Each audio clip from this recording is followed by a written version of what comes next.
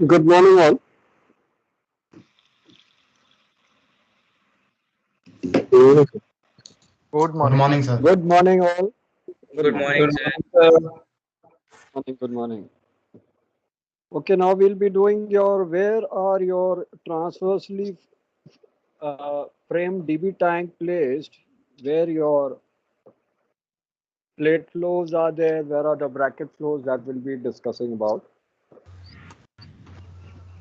So, solid plate floor is fitted at every frame space in engine room, and engine room is forward of your aft peak bulkhead. So, what is the distance between the frame? क्या distance होगा यहाँ लिखा है it is fitted at every frame space क्या distance होगा frames के बीच में यहाँ सब भूल गए डिस्टेंसेस सब कराया था अब सब भूल गए 1 meter. 1 metre correct not less than 1 metre will be the distance एक बार फिर से कर रहा हूँ क्योंकि एक ने जवाब दिया उसका मतलब बाकी की को याद नहीं है अभी आपको वो डायग्राम दिखा देता हूँ so that you can remember कि क्या चीज है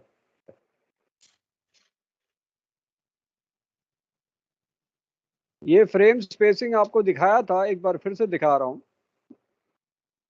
आफ पीक बल्कहेड के पीछे जो है that is 61 centimetre engine room of peak bulkhead के आगे है क्यों आगे है क्योंकि अगर पीछे से कोलिजन होगा तो इंजन रूम बच जाएगा नहीं तो पानी इंजन रूम में चला जाएगा इंजन फ्लड होगा इंजन बंद हो जाएगा इसलिए आफ पीक बल्कहेड के आगे इंजन रूम है आठ पीक के पीछे डिस्टेंस 61 सेंटीमीटर है आठ पीक के आगे अप टू 0.2 से 0.3 L यहाँ distance should be not more than 1 meter not more than 1 meter or between this point that is the pounding region 0.2 या 0.3 L से फॉरवर्ड कोलिजन बल्कहेड के बीच में ये वाला डार्क येलो जो है the distance between frame will be not less than 70 centimeter or 0.7 meter and between the forward collision bulkhead and forward perpendicular distance will be not more than 61 centimeter.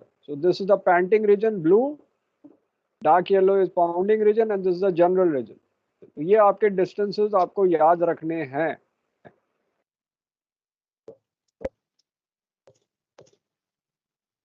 अब solid plate floor fitted at every frame space in pounding region. तो pounding region आपको अभी दिखाया है, वहां भी every frame space में solid plate floor है. Solid plate floor कौन सा वाला है? Solid plate floor ये वाला solid plate floor है. ये solid plate floor है. So this is placed at every frame space in engine room in pounding region. ये bracket floor है. आपको कल बताया था solid plate floor में margin plate है और manholes हैं और एयर होल्स हैं ड्रेन होल्स हैं लाइटनिंग होल है और स्टिफनर्स हैं इंटरकॉस्टल साइड गर्डर है सेंटर लाइन गर्डर है और ब्रैकेट फ्लोर में ऊपर और नीचे प्लेट्स हैं वो फ्रेम्स हैं उनको सपोर्ट कर रहा है एंगल स्ट्रट यहाँ आपका इंटरकॉस्टल साइड गर्डर कंटिन्यूस जा रहा है सेंटर लाइन गर्डर ये दो ब्रैकेट्स हैं इन ब्रैकेट्स में आपका लाइटनिंग होल्स है यहाँ मार्जिन प्लेट है और स्कैल्पिंग है और यहाँ फ्लैंजिंग है ये सब आपको कल बताया था आपको रिवाइज करा दिया ये थर्ड पॉइंट जो है in way of boiler seat अब इन वे ऑफ बॉयलर सीट का मतलब समझा देते हैं कि बॉयलर सीट के नीचे सपोज आपके बॉयलर दिखा रहा हूं सपोज आपके बॉयलर ऐसे लगे हुए हैं बड़े बॉयलर हैं ठीक है तो ये बॉयलर आपके लगे हैं तो इनके नीचे at every frame space solid plate floor हो गया तो इनके नीचे यहाँ एवरी फ्रेम स्पेस में सॉलिड प्लेट फ्लोर ऐसे लगेगा यहाँ आपके मैन होल्स आ जाएंगे।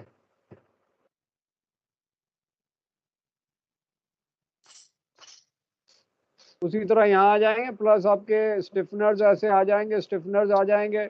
और आपका यहाँ आपका इंटरकोस्टल गर्डर जाएगा, ये सॉलिड प्लेट फ्लोर है, इंटरकोस्टल गर्डर ऐसे जाएगा, इंटरकोस्टल गर्डर ऐसे जाएगा, फोर एंड हाफ या थ्वर्डशिप लगेगा। तो ये बॉयलर है, उसके नीचे एवरी फ्लोर फ्रेम स्पेस में सॉलिड प्लेट फ्लोर लगेगा।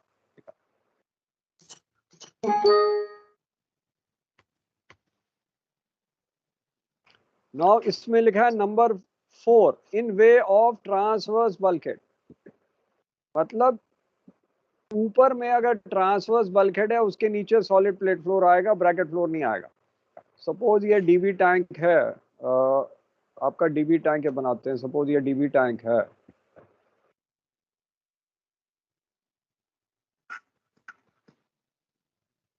सपोज ये ट्रांसवर्स बल्कहेड आया, ट्रांसवर्स बल्कहेड ऊपर है। अब इसके नीचे जो आएगा वो आएगा solid plate floor, bracket floor नहीं आएगा। तो इसके नीचे जो आएगा इन वे, मतलब इसके नीचे ऐसे ये वाला जो आएगा that will B solid plate floor. यहाँ नीचे में ट्रांसवर्स बल्कहेड के नीचे में ऐसी डायग्राम बना रहा हूँ rough to give you an indication कि आपका ये ट्रांसवर्स बल्कहेड है,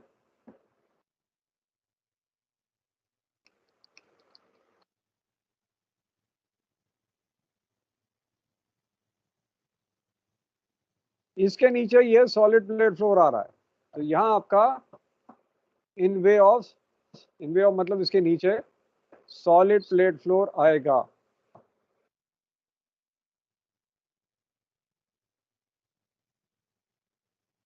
ठीक है, ये समझ आ गया? इसमें तो कोई मतलब कोई समझने भी की ज्यादा ट्रांसवर्स जरूरत नहीं। बल्कहेड रहेगा उसके नीचे सॉलिड प्लेट हाँ, फ्लोर वो रहेगा ही रहेगा। ये ट्रांसवर्सली फ्रेम्ड में है कि ट्रांसवर्स बल्कहेड, क्योंकि ट्रांसवर्स बल्कहेड के नीचे ब्रैकेट फ्लोर अगर आ गया तो वो तो पिछक जाएगा ना। हाँ सर। राइट? अगर आपका ब्रैकेट फ्लोर, ये सपोज ये ब्रैकेट फ्लोर है, ठीक है। अब ब्रैकेट फ्लोर में तो कोई पूरा सॉलिड तो है नहीं, ये ऐसे बना हुआ है, एक फ्रेम यहाँ नीचे एक फ्रेम लगी है, और यहाँ आपका ब्रैकेट बना हुआ है ये, और सेंटर में भी ब्रैकेट बना है। अब क्या है कि इसके ऊपर कुछ वेट डालेंगे, ये तो पिचक जाएगा ना, ये इतना वेट लेगा नहीं। चाहे आप यहाँ से intercostal yes sir. Side girder pass कर रहे हो, इंटरकोस्टल साइड गर्डर यहाँ से पास हो रहा है, लेकिन वो इतना वेट नहीं लेगा, क्योंकि यहाँ आपका क्या लगा हुआ है, सिर्फ यहाँ एंगल स्ट्रट लगे हैं, थोड़े से पिलर लगे हुए हैं, यहाँ थोड़े पिलर यहाँ लगे हुए हैं, एक पिलर यहाँ लगा है या दो पिलर यहाँ लगे, तो वो इतना वेट नहीं लगा, वो दब जाएगा। उसके लिए इसके नीचे सॉलिड प्लेट फ्लोर होगा, ये नहीं होगा, ये नहीं होगा, ठीक है, ये इसके नीचे नहीं होगा।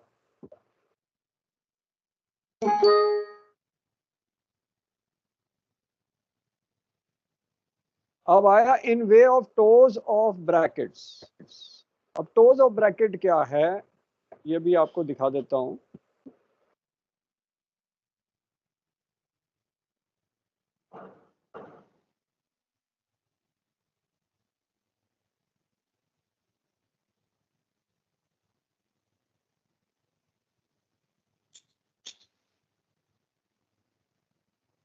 ये जो बेसिकली अगर आपका ये बल्कहेड है, फॉरवर्ड कोलिजन बल्कहेड, तो इसके नीचे ब्रैकेट लगे होते हैं, यहाँ आपके लॉन्जिट्यूडनल आते हैं, ठीक है।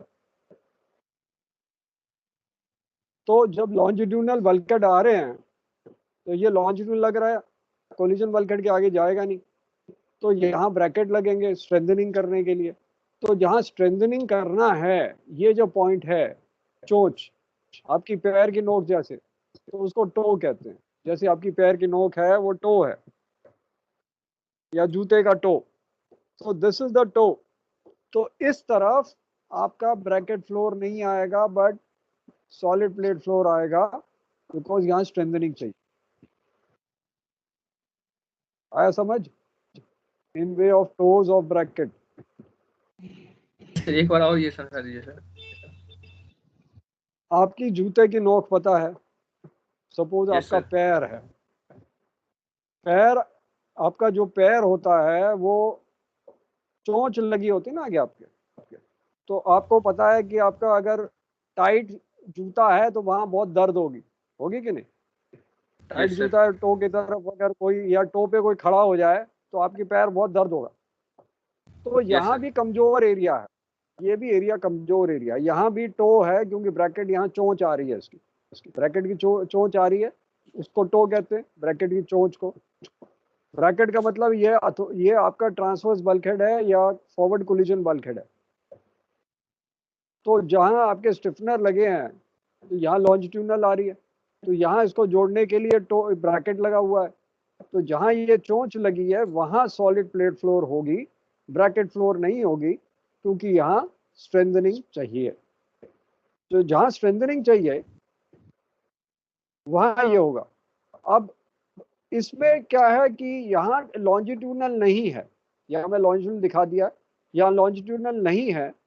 तो जब लॉन्जिट्यूडनल, ये मैंने गलत बोल दिया कि ये बिकॉज ट्रांसवर्सली फ्रेम्ड है तो लॉन्जिट्यूडनल नहीं है। अब क्या है कि यहाँ स्टिफनर लगे हैं, तो स्टिफनर को सपोर्ट करने के लिए, क्योंकि लॉन्जिट्यूडनल नहीं है, ये एक्चुअली डायग्राम में लॉन्जिट्यूडनल नहीं होगा, मैं फिर से बना देता हूँ एक डायग्राम, क्योंकि इसमें आपका ट्रांसवर्सली फ्रेम्ड है तो लॉन्जिट्यूडनल तो आएगा नहीं, इसको मैं दोबारा बनाता हूँ।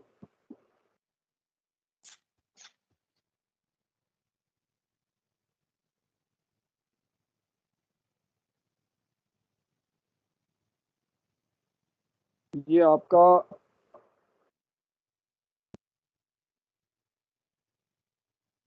क्योंकि लिखा in ways of toes of bracket on deep tank bulkheads, तो डीप टैंक कौन सा, 4 पीक एंड हाफ पीक, इसको जरा मिटा दे। So in way of toes of bracket on deep tank bulkheads, तो डीप टैंक कौन से हैं, 4 पीक एंड हाफ पीक। तो aft peak bulkhead and 4 peak bulkhead are collision bulkheads, ठीक है। अब collision bulkhead is not corrugated, these are plain bulkheads. Now plain bulkheads है तो उसके ऊपर स्टिफनर लगे है, तो स्टिफनर आपके ऐसे ऐसे स्टिफनर लगे हैं जो इसको मजबूत बनाते हैं। स्टिफनर के बीच का डिस्टेंस होगा 76 सेंटीमीटर, से ज़्यादा नहीं होगा, ये बाद में पढ़ाएंगे जब बल्कहेड पढ़ाएंगे। इनके बीच का distance will not be more than 76 centimetre of your stiffeners. तो यहाँ आपके कई सारे स्टिफनर आएंगे। अब स्टिफनर आ रहे हैं तो बल्कहेड को सपोर्ट चाहिए, यहाँ लॉन्जिट्यूडनल नहीं आएगा। एक्चुअली ये एक्चुअली कहीं किताब में डायग्राम नहीं है, मैंने वो लॉन्जिट्यूडनल बना दिया, but that is an error there, longitudinal नहीं होगा बिकॉज वहाँ आपका ट्रांसवर्सली फ्रेम्ड है, तो ट्रांसवर्सली फ्रेम में लॉन्जिट्यूडनल आएगा ही नहीं। तो ये आपका जरा कंप्लीट करते हैं पहले स्टिफनर्स बनाना।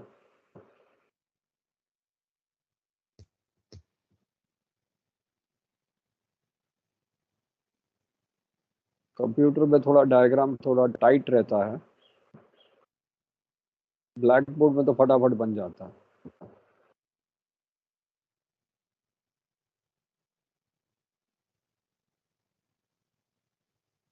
तो ये आपके कोलिजन बल्कहेड आ गया या डीप टैंक बल्कहेड आ गया।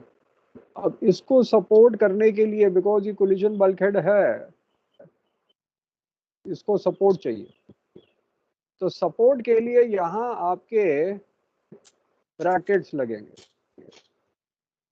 बिकॉज इसको सपोर्ट चाहिए, तो यहाँ इसके ब्रैकेट लगेंगे।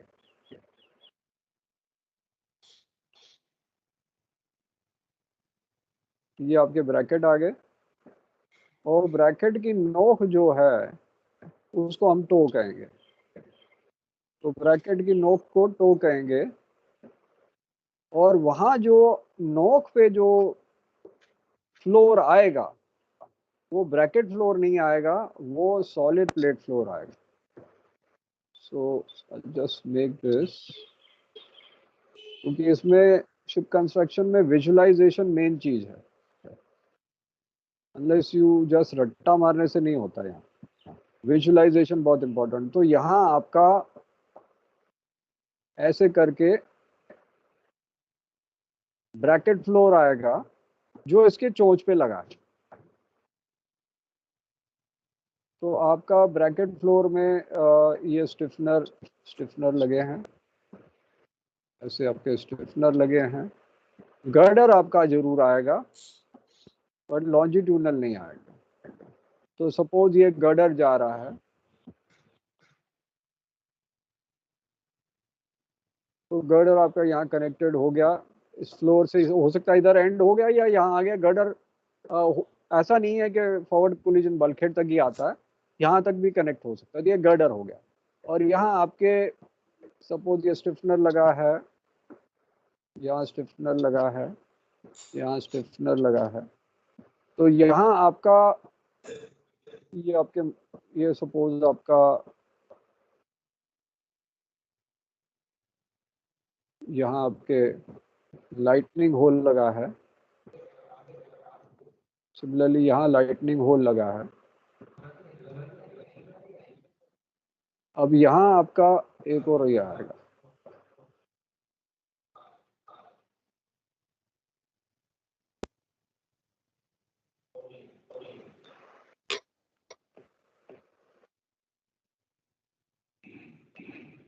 तो ये मैन होल आ गया,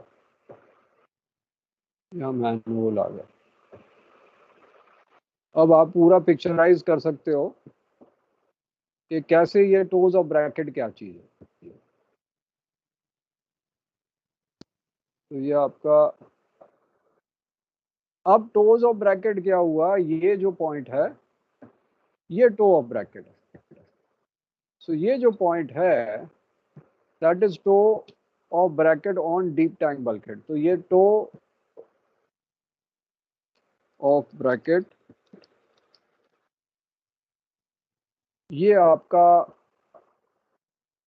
डीप टैंक बल्कहेड है।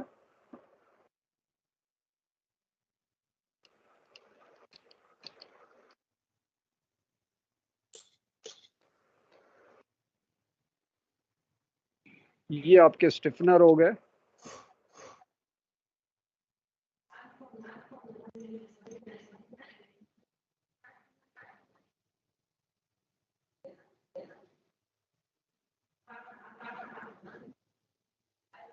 ये आपका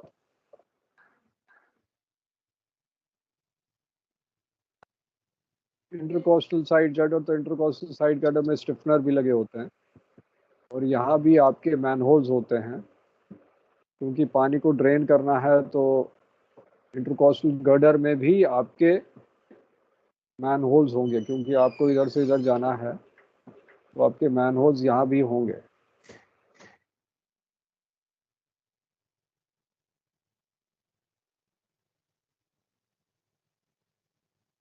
तो ये आपका सॉलिड प्लेट फ्लोर हो गया और ये हो गया आपका इंटरकोस्टल साइड गर्डर।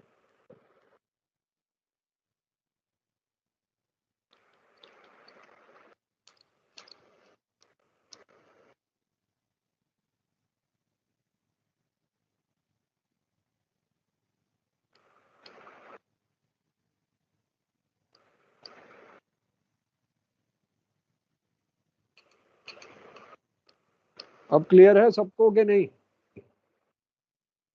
सबको क्लियर है कि नहीं ये क्या चीज है? Yes, sir. Yes sir. Visualisation complete कर देते हैं, क्योंकि अगर विजुअलाइजेशन कंप्लीट नहीं होगा तो आप लोगों को फिर प्रॉब्लम आ जाएगी। इसीलिए इसको कलर कर दिया।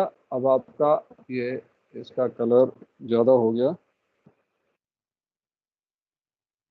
यहाँ से इसको कलर करने के लिए इसको एंड करें तब कलर हो जाएगा।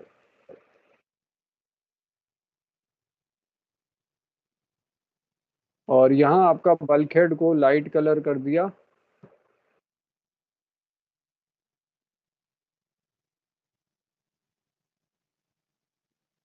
और ब्रैकेट्स को कुछ और कलर कर दिया, ब्रैकेट को ये ब्लू कलर कर दिया।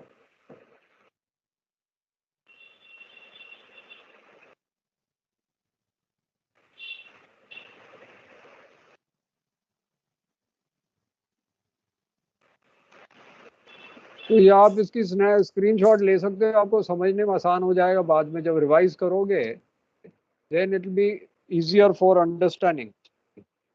इसलिए ये बना रहा हूँ so that you can take a screenshot and understand कि चीज़ क्या है। सिमिलरली इसको मैं अलग कलर कर देता हूँ, इसको कलर कर देता हूँ येलो, सॉलिड प्लेट फ्लोर को इसको यहाँ इसका ये लगाना पड़ेगा डंडा।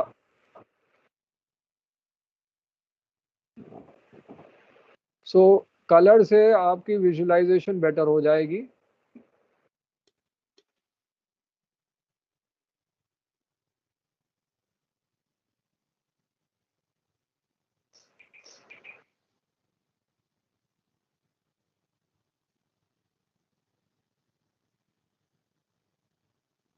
ठीक है, तो इसकी हेडिंग दे देते हैं toes of transversely frame bulkhead toes of bracket.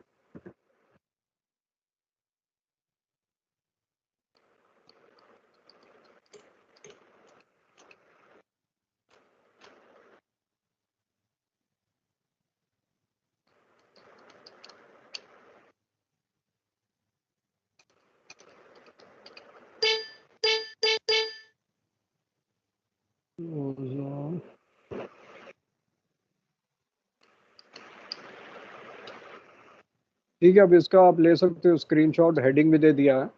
Take a screenshot then will continue, क्योंकि लोगों को यही चीज समझ नहीं आती, बाकी सब समझ आ जाता है, यहाँ प्रॉब्लम आ जाती है।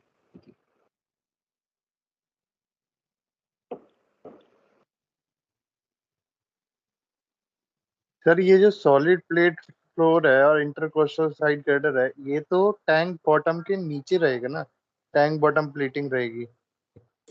हाँ, ये डीबी के, देखो ये सारा डीबी के अंदर जा रहा है, डीबी के नीचे के, डीबी के अंदर की बात कर रहे हैं। We talking of inside the DB tank.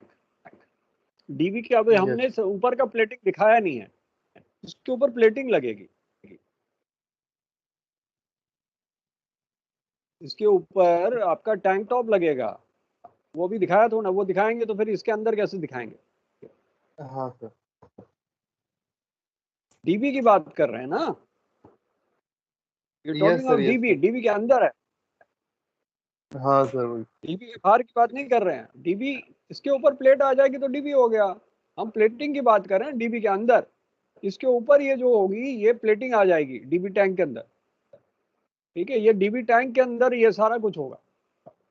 Toes of bracket भी डीबी टैंक के अंदर है, बाहर नहीं है। ठीक है, इसके ऊपर जो प्लेटिंग आएगी, अब इसके ऊपर एक प्लेटिंग आएगी, वो टैंक टॉप आ जाएगा इसको।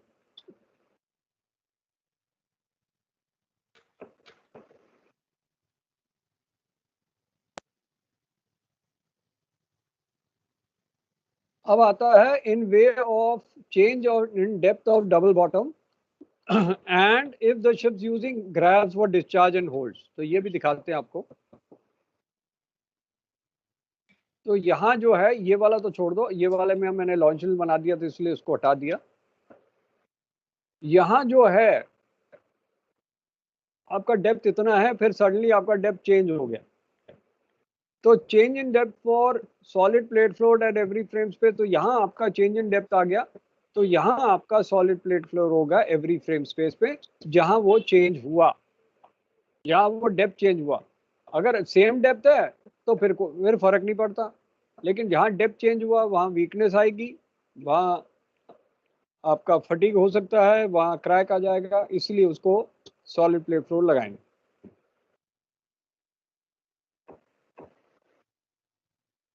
जो आखिरी पॉइंट था, जहां हम बल्क कैरियर्स में ग्रैब यूज करते हैं फॉर डिस्चार्जिंग, तो grabs are hitting the tank top, tank top पे हिट करते हैं। अगर उसके नीचे ब्रैकेट फ्लोर होगी तो क्या होगा, वो दब जाएगा। तो इसलिए वहां जहां भी ग्रैब्स यूज करते हैं जिन होल्ड्स में, उनके होल्ड में एवरी फ्रेम स्पेस पे सॉलिड प्लेट फ्लोर लगाया जाएगा जहां ट्रांसवर्सली फ्रेम्ड डीबी में। ये दोनों पॉइंट समझ आए कि नहीं आए?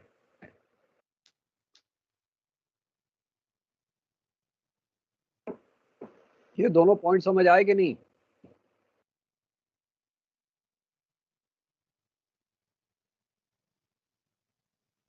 ये पॉइंट ये है in way of change in depth of DB and if the ships using grabs for discharge then in holds में एवरी फ्रेम स्पेस पे आपका सॉलिड प्लेट फ्लो लगाया जाएगा। तो जहां आपकी डेप्थ चेंज हो रही है, ये नॉर्मल डेप्थ है और यहाँ चेंज हो गया लाल वाले एरिया में, तो यहाँ सॉलिड प्लेट फ्लोर लगेगी एवरी फ्रेम स्पेस पे। Wherever you are using grabs, जैसे ये पकड़ होती है बल्क कैरियर में होती है, टैंकर वालों को पता ही नहीं होगा ये क्या है। ये हाइड्रोलिक से चलती है और क्रेन ऑपरेटर इसको ओपन और क्लोज कर सकता है। तो ग्रैब से हम इसको पकड़ के आयरन और कोयला ये सब ग्रैब से डिस्चार्ज करते हैं। तो ग्रैब से जब डिस्चार्ज करते हैं बहुत जोर से वो टैंक टॉप पे हिट करता है कई बार, क्योंकि वो तो भाई उसको डिस्चार्ज किया फिर लेके आया, वो हिट करेगा तो आपकी डेंटिंग हो जाएगी टैंक टॉप पे। क्योंकि नीचे अगर आपने ब्रैकेट फ्लोर लगाया तो पूरा ही अंदर इंडेंटेशन हो जाएगा, दब जाएगा। So to avoid that every frame space पे सॉलिड प्लेट फ्लोर लगाया जाएगा so that it will not get bent down. अब क्लियर हो गया या अभी भी डाउट है? क्लियर है क्लियर है ना?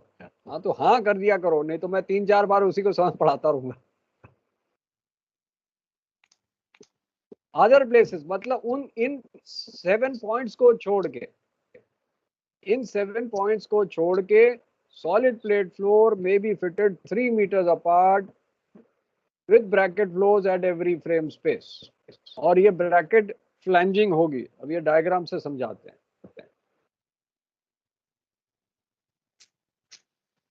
मतलब अब बाकी जगह वो 7 पॉइंट छोड़ के बाकी जगह, ये सॉलिड प्लेट फ्लोर है, ये 2 सॉलिड प्लेट फ्लोर है, इनके बीच का गैप 3 मीटर होगा और इनके बीच में bracket floor will be placed और ब्रैकेट फ्लोर में फ्लैंजिंग होगी। फ्लैंजिंग क्या होती है वो भी समझाते हैं आपको।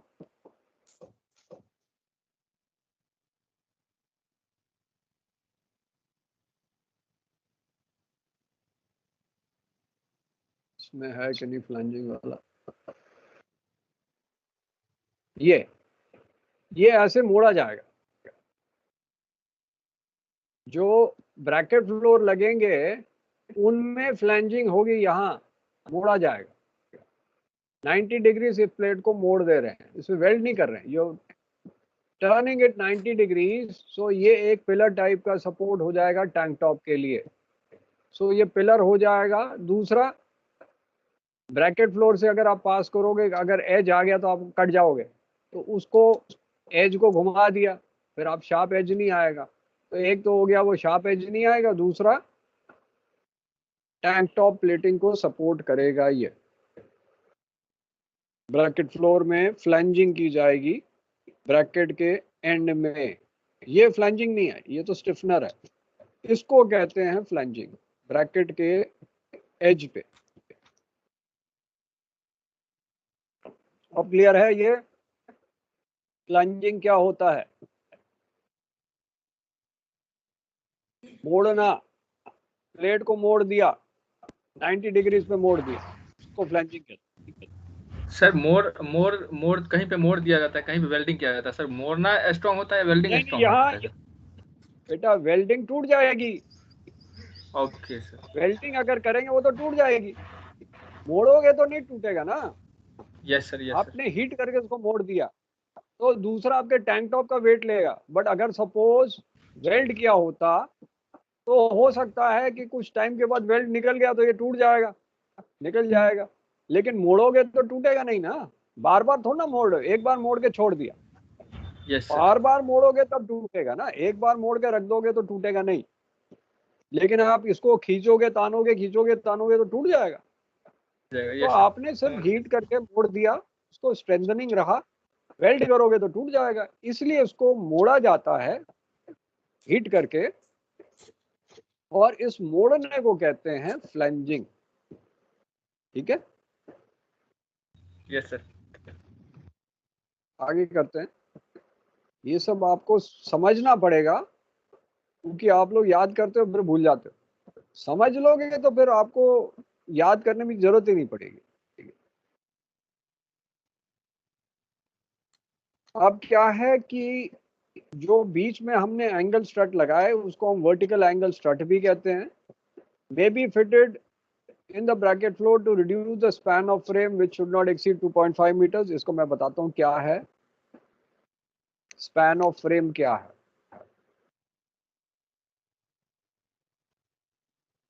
इनके बीच में हमने एंगल स्ट्रट लगाई है, जो इस डायग्राम में दिया है, यहाँ हमने एंगल स्ट्रट लगाए हैं।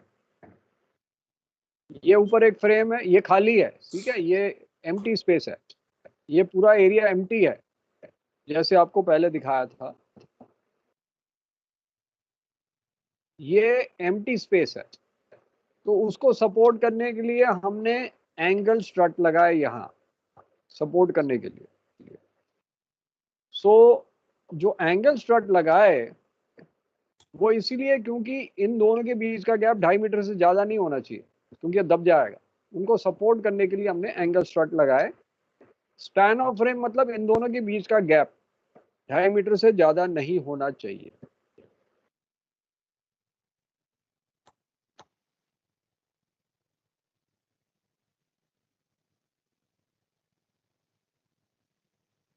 अब हम आते हैं सॉलिड प्लेट फ्लोर पे। ब्रैकेट फ्लोर हो गया।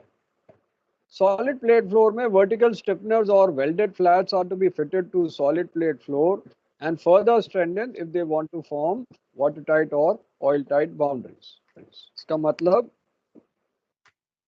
हम solid plate floor में आते हैं। Solid plate floor में यहाँ स्टिफनर लगाए जाएंगे। स्टिफनर कैसे होंगे वो आपको इस डायग्राम से दिखा देते हैं। यहाँ इसके पीछे जैसे ये आपके इंटरकॉस्टल गर्डर के ऊपर ये स्टिफनर लगे हैं, वैसे यहाँ इसके पीछे भी स्टिफनर लगेंगे। सॉलिड प्लेट फ्लोर के पीछे डॉटेड लाइन जहां हम देख रहे थे डायग्राम में, वो स्टिफनर है इस टाइप का। ये जो स्टिफनर बना हुआ है ना, ये इसके पीछे भी रहेगा। तो ये जो हम इसको, क्योंकि ये स्टिफनर उस तरफ है, इस तरफ नहीं है, हमारे फेस तरफ नहीं है, it is behind it, so that's why we are showing dotted lines. So these are flat bar stiffeners. इसको मजबूती देने के लिए स्टिफनर, अगर आपको फिर से समझाता हूँ क्या है डायग्राम से कि स्टिफनर क्या होता है। जैसे ये प्लेट के ऊपर स्टिफनर लगा है ना, ये प्लेट लगी है, तो वैसे ही इनके ऊपर भी स्टिफनर लगे होंगे, यहाँ ऐसे डंडी, ये जो डंडी इनके पीछे भी लगी होगी, ये जो डंडी लगी है ये स्टिफनर है, उसको सपोर्ट कर रहा है सॉलिड प्लेट, क्योंकि इसके ऊपर स्ट्रेस आ रहा है, उसको सपोर्ट कर रहा है।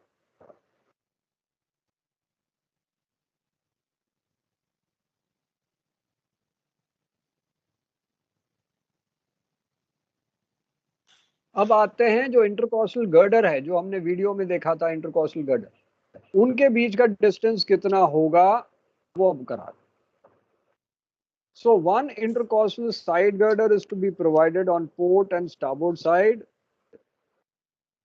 If the ship's breadth exceeds 10 meters but not greater than 20 meters, एक center girder आएगा, one port girder आएगा, one starboard girder आएगा।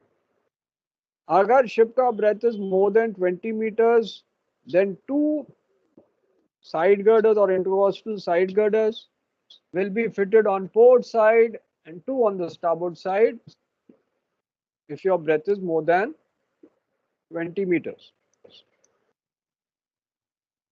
और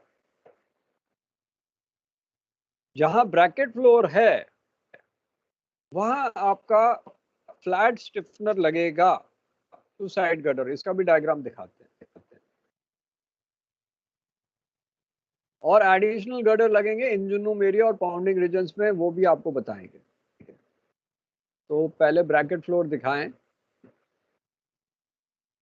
सो ब्रैकेट फ्लोर में यहाँ जहां आपका फ्रेम लगा हुआ है, because this is your bracket floor, ये इंटरकॉस्टल साइड गर्डर है, जहां से पास करेगा यहाँ एक स्टिफनर लगाएंगे, फ्लैट बार स्टिफनर, इसकी बात कर रहे हैं।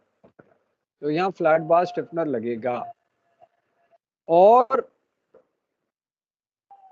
आपके जहां आपका पाउंडिंग रीजन है और इंजन रूम में हाफ हाइट गर्डर लगेंगे। अब ये जरा हाफ हाइट गर्डर क्या है वो आपको दिखाते हैं। तो ट्रांसवर्स फ्रेमिंग में हाफ हाइट गर्डर लगेंगे। तो ये देखें कहाँ गया आपका हाफ हाइट गर्डर।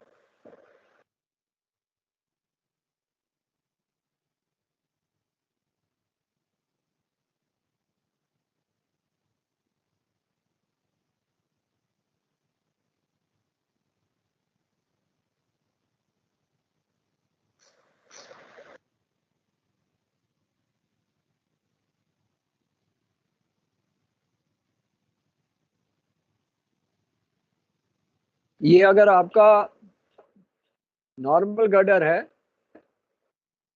ये आपकी सॉलिड प्लेट फ्लोर जा रही है, ये आपका येलो वाला इंटरकॉस्टल गर्डर, ये इंटरकॉस्टल गर्डर, इनके बीच में ऑरेंज वाला जो है ये आधी हाइट का गर्डर, इसकी आधी हाइट का है। So that will be in the pounding region and in the engine room, ये वाले ऑरेंज वाले आधी हाइट के, but that will be only in transversely frame DB, longitudinal में ये नहीं लगेगा। तो सर मतलब ऊपर से स्ट्रेस नहीं आएगा उस पे, जो नीचे का स्ट्रेस है बस वो उसी को झेलेगा। हाँ अब समझ आ गया। पाउंडिंग में क्या है, नीचे से फटका मारता है, तो नीचे के स्ट्रेस को रोकने के लिए ऊपर के लिए नहीं दे रहे हैं, वो नीचे के लिए दे रहे हैं कि बॉटम से जो पाउंडिंग में नीचे से आपको लगता है डीबी में, उसके लिए आपने एडिशनल गर्डर लगा दिया। तो ये लॉन्जिट्यूडनल नहीं है, लॉन्जिट्यूडनल से बड़ा है। तो लॉन्जिट्यूडनल हाइट छोटी होती है, गर्डर की हाइट बड़ी है। आधा गर्डर सपोज ये 3 मीटर हाइट है, तो 1.5 मीटर हाइट का सपोज ये गर्डर लगा। लॉन्जिट्यूडनल तो हार्डली 20 सेंटीमीटर 30 सेंटीमीटर होगा, ये बड़ा होगा। तो उसमें ज्यादा स्टील ना यूज हो, आधा हाइट का गर्डर लगा दिया उसी एरिया में।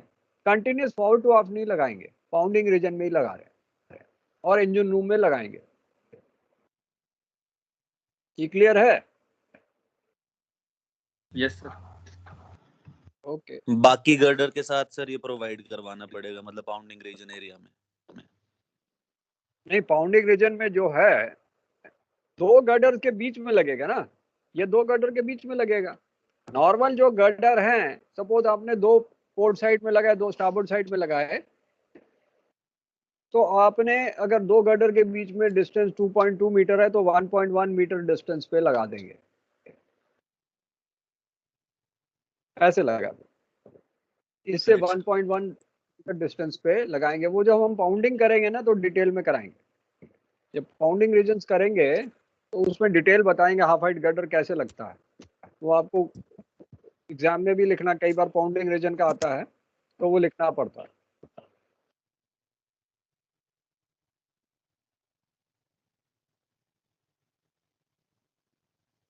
अब हम आते हैं लॉन्जिट्यूडनली फ्रेम डीबी में।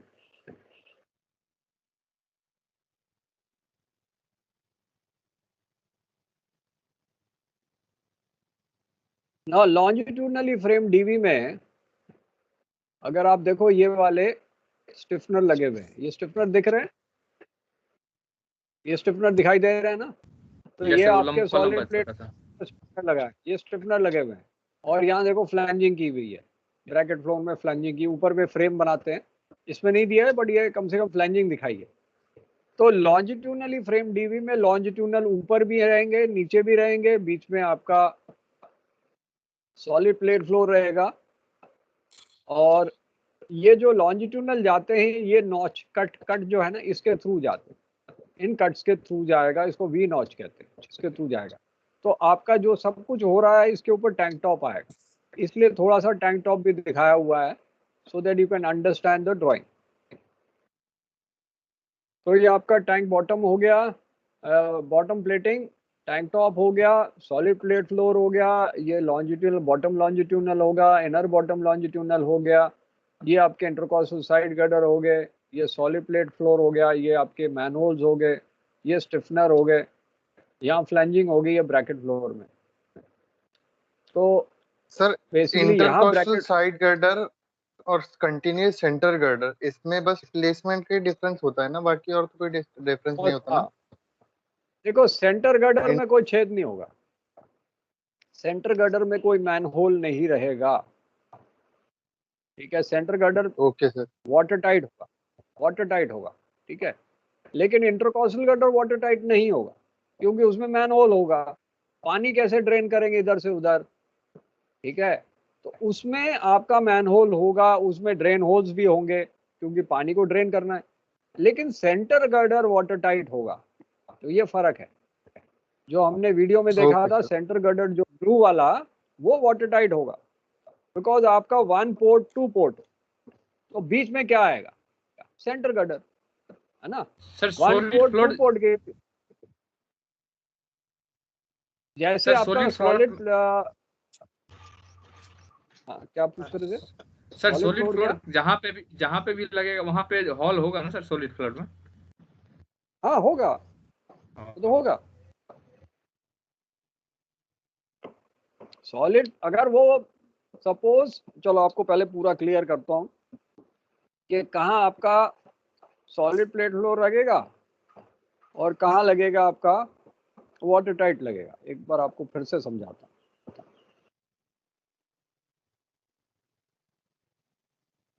सपोज ये आपका जहाज है, आपने, ये आपका सेंटर गर्डर जा रहा है, ठीक है, सेंटर गर्डर। अब आपने टैंक्स बनाने हैं, ये टैंक्स बना रहे हैं। आपका 1 पोर्ट 1 स्टारबोर्ड हो गया, 2 पोर्ट 2 स्टारबोर्ड हो गया, 3 पोर्ट 3 स्टारबोर्ड हो गया, ठीक है। तो ये वाले जो है ये सेंटर गर्डर आ गया, सेंटर गर्डर में कोई होल नहीं हो।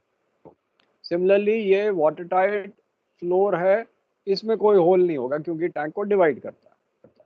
यहाँ आपके, मैं सपोज आपको दिखाऊं ग्रीन में, तो आपका ये सपोज आपका ब्लू में दिखाते हैं, कोई और कलर दिखाते हैं, ऑरेंज में दिखाते हैं।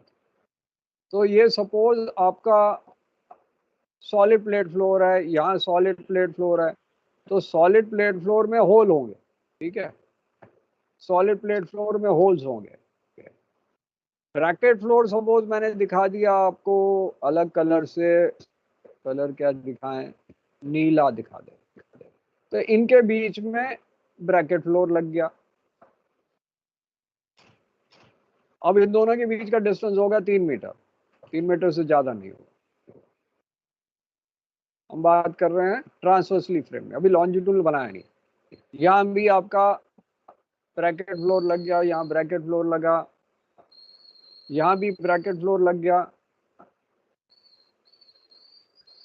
सिमिलरली यहाँ लगा। और अब आपका जो इंटरकॉस्टल गर्डर आएगा वो ऐसे आएगा, ये इंटरकॉस्टल गर्डर आ गया येलो वाला, ये इंटरकॉस्टल गर्डर आ गया, यहाँ इंटरकॉस्टल गर्डर आ गया, और यहाँ इंटरकॉस्टल गर्डर आ गया। सपोज ये पाउंडिंग रीजन है, तो पाउंडिंग रीजन में हाफ हाइट गर्डर आपके इसके बीच में आएंगे, दोनों के बीच में आ जाएंगे हाफ हाइट गर्डर। यहाँ आपका इन दोनों के बीच में हाफ हाइट गर्डर आ जाएगा, ठीक है, इस दोनों के बीच में हाफ हाइट गर्डर आ जाएगा, तो ये एडिशनल हो जाएगा पाउंडिंग रीजन का। और यहाँ आपके जो इंटरकॉस्टल गर्डर, इसमें होल होंगे। हाफ हाइट गर्डर में होल की जरूरत ही नहीं है, क्योंकि आधी हाइट का तो उसके ऊपर से निकल सकते हो, आधी हाइट का होगा ना, 1.5 मीटर का, तो उसके ऊपर से निकल सकते हो, या उधर भी बना दिया होगा होल अंदर से निकलने के लिए, छोटा होल होगा। तो ये नीचे प्रेशर के लिए दिया गया ना सर हाफ हाइट गर्डर? हाँ, ये वाला तो पाउंडिंग रीजन के लिए ना, बाकी जगह हाफ हाइट गर्डर नहीं होगा। Yes sir. तो ये पाउंडिंग रीजन वाला है, इसलिए ये हाफ हाइट गर्डर होगा, ठीक है। यस आगे सर। क्लियर? Yes sir. ठीक है, फिर अभी ब्रेक लेते हैं और फिर आगे कराएंगे इसके आगे। इसलिए मैं बहुत आराम से करा रहा हूँ, सर सो वो दैट आपको नोट्स एकदम नहीं आए clear थे हो जाए। कल। सर बेटा नोट्स ऐसा दे है दीजिए कि सर अभी नोट्स। बिजी चल रहे हैं, नोट्स नहीं आए थे देखो सर। बहुत बिजी चल रहे हैं, नहीं आया नहीं है, कोई बात नहीं, आ जाएंगे क्योंकि मेरे को अभी पेपर्स आ गए हैं करेक्शन करने के लिए, आ जाएंगे। तो कल भी काफ़ी बिजी था, आज भी हो सकता मैं बिजी हूँ क्योंकि आज भी पेपर आएंगे फेज 1 के, फिर फेज 2 के कल आएंगे। तो देखता हूँ टाइम मिलता तो भेजता हूँ नोट्स। ठीक है, टाइम निकाल के नोट्स ओके भेज। सर। ओके जी। Okay sir, thank you. Thank you sir.